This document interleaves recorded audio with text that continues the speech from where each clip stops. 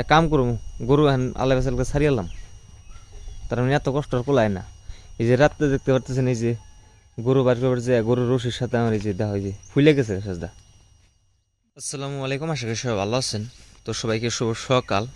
আর সকালবেলা আপনাদেরকে বতরের আপডেটটা দিই। ইয়ার আগের ভিডিওতে আপনাদেরকে বলছিলাম যে পরবর্তী সময়ে আপনাদেরকে বতরের আপডেটটা দিব। আর আপডেট বলতে কি, মনে করেন যে আজকে সারা রাত বৃষ্টি হইয়া আমার 12টায় বাজিয়ে দিছে। হ্যাঁ, আর 12টা বাজিলেও কি, এই ভিডিওটা শেষ পর্যন্ত দেখেন, দেখলে বুঝবেন। আর যারা নতুন আছেন আমার এই চ্যানেলটা সাবস্ক্রাইব করে রাখবেন, যাতে পরবর্তী আপডেট আপনাদেরকে দিতে পারি। এখন বিষয়টা হলো যে 3-4 দিন হয় পাট বুনছি। হ্যাঁ, আপনাদেরকে চলেন দেখাই আমার পাট ক্ষেতের অবস্থাটা করছে কি।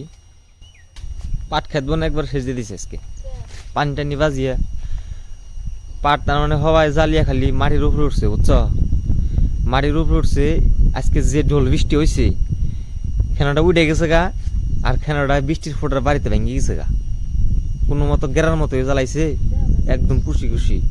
কি করো না, এই চারের মধ্যে মশুর উঠিয়ে দাও, চারে পুরো মশুর উঠিয়ে দিয়ে তারপরে একটু হুগিবার দাও, তুলে একটু হুগিবার দাও। এক কাম করুম, গরু এখন আল্লাহ বেসালকে ছাড়িয়ালাম, তার মানে এত কষ্ট আর কোলায় না। এই যে রাত্রে দেখতে পারতেছেন, এই যে গরু বার করবার যে গরুর রশির সাথে আমার এই যে দেখা হয় যে ফুলে গেছে সাজদা। মাংস উঠে গেছে। ফুলে গেছে।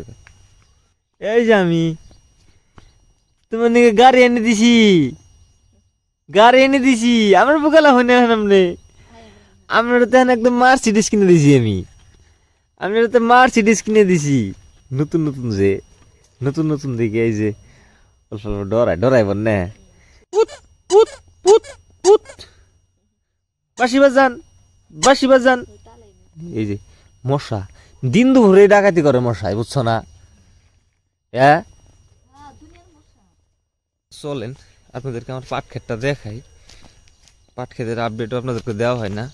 হ্যাঁ, আবার বলবেন ভাই পাট তো বুনছেন আপনি কয়েকদিন আগে। কয়েকদিন আগে বলতে কি, ফার্স্টে একবার ছিটাইছি এক ক্ষেত, তারপর আর ক্ষেত ছিটাইছি। অন্য এক ক্ষেতে অত একটা প্রভাব পড়বো না, পাশাপাশি আমার পরে যে ক্ষেতটা ছিটাইছি সেই ক্ষেত্রে প্রভাব পড়বো। আমাদের চরাঞ্চলে এটি একটা ঝামেলা। হ্যাঁ, রাস্তাঘাটে পানি, ক্ষেত খোলায় পানি, বাড়িতে বাজে পানি। নবু ভাই রান্ধুনি, এই যে দেখেন, আপনাদেরকে একদম ছোট অবস্থায় দেখাইছিলাম। নবু ভাই যখন ক্ষেত নিরাইছে তখন আপনাদেরকে দেখাইছিলাম, আর এই যে আজকে দেখাইলাম কি সুন্দর রান্ধুনি হয়েছে। এ পর্যন্ত কিন্তু রান্ধুনি গোটা পরিপূর্ণভাবে হয় নাই। হ্যাঁ, দেখেন এ পর্যন্ত ফুলই আছে। আর আমার মনে হয় এলে আর বেশি বাড়বো না, যেহেতু রোদ নাই। আর রোদ যদি থাকতো তাহলে কিন্তু 15-20 দিনে মনে করেন যে গোড়ায় পড়তো। এই রোদ না থাকাই একটা ঝামেলা। এইখানে মনে হয় কেউ বাড়ি বানানোর প্রস্তুতি নিতেছে, বিটা বেঁধে দিছে, ওই যে পাকার খানছে।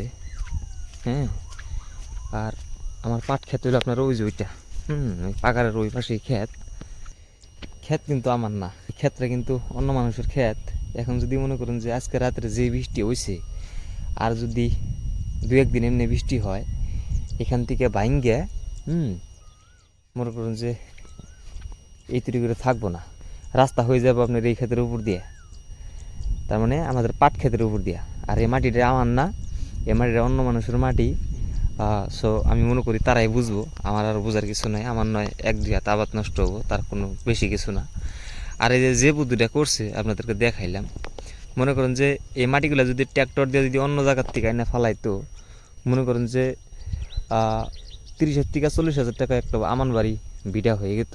হ্যাঁ, আর এখন যে কামটা করছে 20-25,000 টাকার কম কিন্তু হয় নাই। তো এখন আপনি নিজে অঙ্ক করেন কোনটা ভালো হইতো। আমি তো খুব চিন্তায় পড়ে গেছিলাম গা, এখন তো দেখি সব ঠিকঠাকই আছে। আর পাটের বিচি ছিটাইছিলাম হচ্ছে 400 গ্রাম মাত্র বিঘা। পাটের বিচি আসলে এটাই ছিটাইছি 400 গ্রাম, আর অন্য অন্য মানুষও ছিটাইছে আপনার 600 গ্রাম করে। আমি আগের ভিডিওতে আপনাদেরকে বলছি যে 400 গ্রাম করে বিচি দিছি। তার মনে করেন যে 400 গ্রাম করে বিচি যে দিছি, তথাপি আধা দিয়ে উঠে ফালে দেওয়া লাগবে। আর বৃষ্টি হওয়ার কারণে কোনো একটা বিচি তার মানে মায়ের জানাই, সব বিচি তার মানে জ্বালিয়ে উঠছে। যেটা গাছের উপরে আসাল এই বৃষ্টি পায়া মাটি পাইছে আর ওইখান থেকে মনে করেন যে শিকড় নিয়েছে। তো ধন্যবাদ যারা কষ্ট করে এই ভিডিওটা দেখলেন। যারা নতুন আছেন আমার এই চ্যানেলটা সাবস্ক্রাইব করে রাখবেন, যাতে পরবর্তী আরও ভালো ভালো ভিডিও আপনাদেরকে দিতে পারি। হ্যাঁ।